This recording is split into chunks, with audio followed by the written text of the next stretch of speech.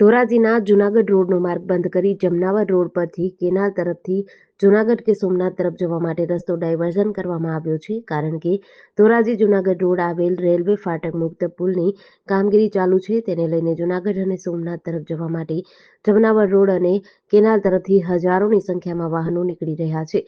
આ જ વિસ્તારમાં 20 થી 30 ખેડૂતોની જમીન આવેલી છે. હજારો વાહનોની અવરજવરને કારણે ખેડૂતોની ખેતરમાં વાવેતર કરેલ જણસીને ધૂળ માટી ઉડતી હોવાથી જણસીને નુકસાન થઈ રહ્યું છે. તેને લઈ ખેડૂતો મામલતદાર કચેરીએ આવેદન આપવા પહોંચ્યા અને પોતાના ખેતરો નજીક એકઠા થઈ વિરોધ પ્રદર્શિત કર્યો હતો, જેમાં પોતાના ખેતરો નજીક એકઠા થઈને છાજિયા લઈને હાય હાયના નારા લગાવ્યા હતા. સરકારે પહેલા ડાયવર્ઝન કરતા પહેલા જે વિસ્તારમાં ડાયવર્ઝન કરેલ માર્ગ અને રસ્તો ડામરથી બનાવીને તંત્રએ ડાયવર્ઝન કરવા જોઈતો હતો. હાલ આ જમનાવર રોડ અને કેનાલ તરફથી જૂનાગઢ તરફ જવા માટેનો ગાડા માર્ગ છે. ડાયવર્ઝન કરતા તમામ વાહનો અહીંથી ચાલે છે. તેના કારણે 250 થી 300 વીઘા જમીન અને 20 થી 30 ખેડૂતોના પાક અને ઘઉં એરંડા જેવી જણસીને ભારે નુકસાન થઈ રહ્યું છે. ધોરાજી જૂનાગઢ રોડ ઉપર જે રેલવેનો પુલ એક બનાવે છે, એમાં પબ્લિક અહીંયા હેરાન છે. 21 નંબરની કેનાલ ઉપર સાધન હાલે છે. સરકારે કોઈ સર્વિસ રોડ આપેલ નથી. અહીંના ખેડૂતો હેરાન છે. લીલા પાકમાંથી સફેદ પાક થઈ ગયા. કોઈ મજૂર કામ કરતું આવતું નથી. મજૂરે 6 મહિનામાં ટીબીના પેશન્ટ બની જાય. એટલી ધૂળ ઉડે છે અહીંયા. સરકારને પહેલા અહીંયા સર્વિસ રોડ આપવો જોઈએ. આપણા અત્યારે સંસદ મનસુખભાઈ માંડવિયા સાહેબ છે, તો એને પહેલા આમાં ધ્યાન આપવું જોઈએ.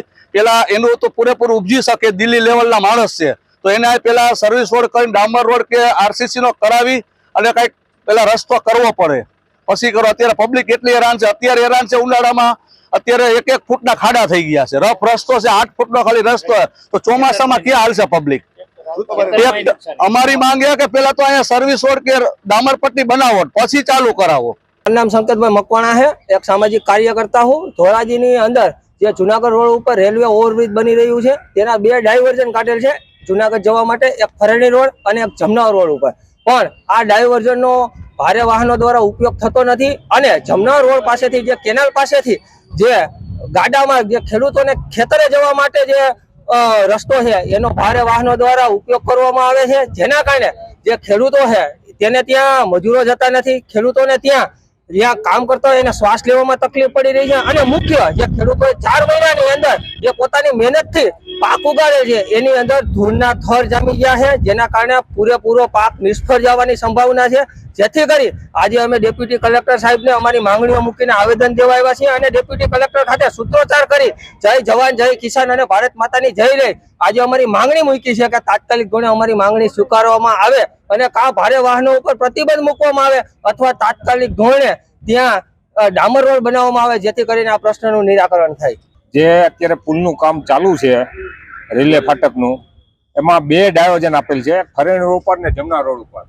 જે અત્યારે અમારા કેનાલ કેડે વાહન ચાલુ છે, જે અમારા પાકને નુકસાન એવું થાય છે, જે અમારા પોલ ફટી ગયા હાવ, અમારા જે મજૂર કોઈ મળતું નથી અને અમારા કેળા હાવ ફટી ગયા છે.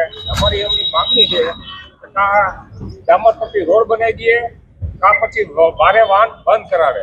ભારત માતા કી જય. જેડીસી ન્યૂઝ સાથે વિપુલ ધામેચા, ધોરાજી.